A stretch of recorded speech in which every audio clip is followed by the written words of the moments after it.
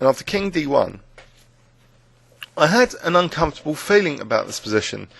First of all, I think they suffered an emotional reaction that my dark squared bishop wasn't on the same colour as the potential queening square of this pawn later, and that sort of concerned me. And the other thing emotionally that had happened is that a lot of the other games had finished, and there was a large number of spectators now looking, and I had this reverse kind of logic. Oh, wouldn't it be funny if I cocked up this position? If I couldn't find a clear plan. And lo and behold, I couldn't find a clear plan. And I started to get slightly agitated. And in fact, on my score sheet, from move 34, my writing became completely illegible. I think some tension started getting worse and worse. And actually at move 41, it became totally unreadable, my writing. So basically, if the Monroy electronic device is allowed in chess clubs, I think that would be really good for people like me who can't write sort of legibly when there's a lot of pressure to find a plan or time pressure. So anyway, I did manage to reconstruct the game, and what I had played here was the awful knight a3, stumbling around with my knight. Rybka gives 3 different rook moves here, which are all pretty good, apparently, in their own right.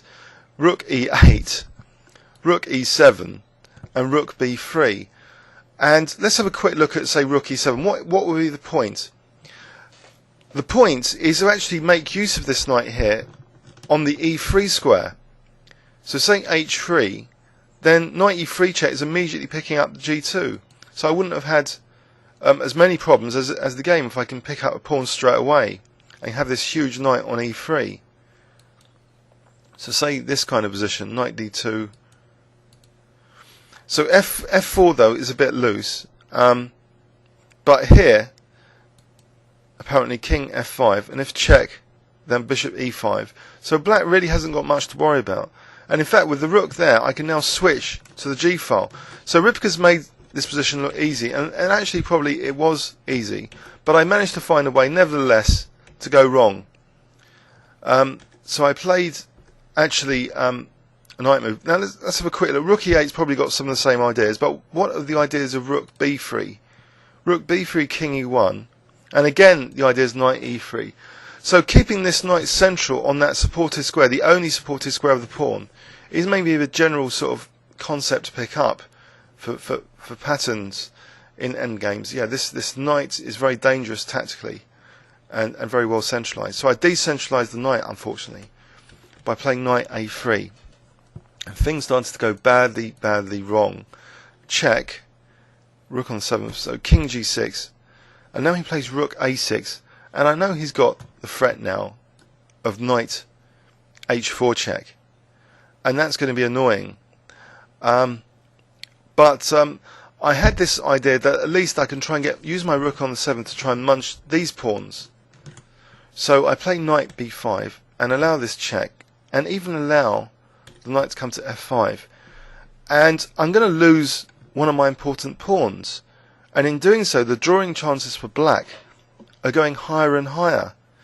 After check, king c2, although I do start to mop up my opponent's pawns, there's an unfortunate pin here which I run into, which has dire implications for losing my last remaining pawn.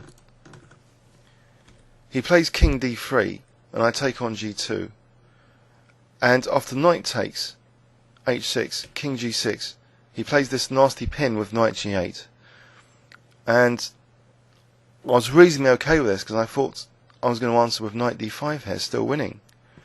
Unfortunately, his king becomes quite a fierce attacking piece now.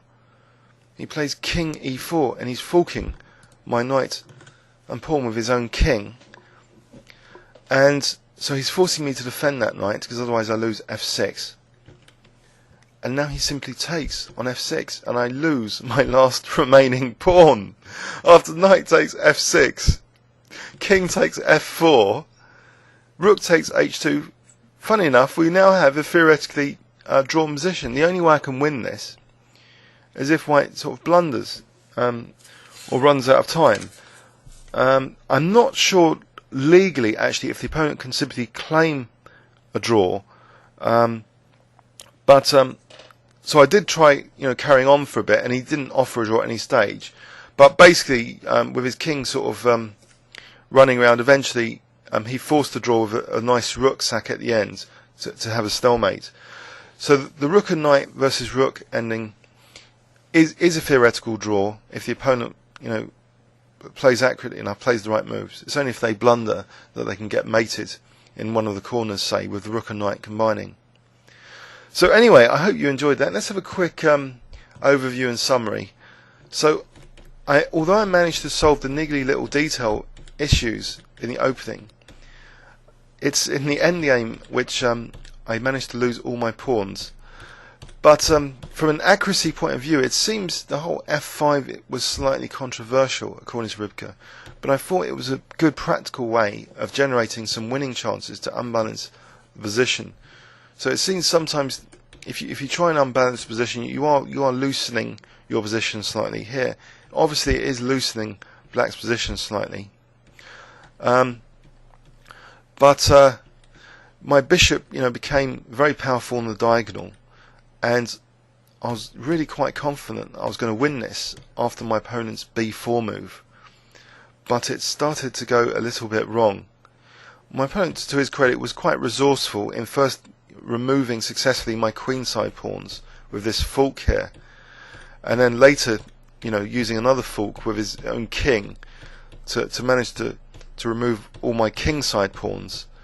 So the moral here is not to lose all your pawns, because otherwise the opponent's going to have sometimes a theoretical draw, as my opponent achieves here. I hope you enjoyed that. Please leave any comments on YouTube. Thanks very much.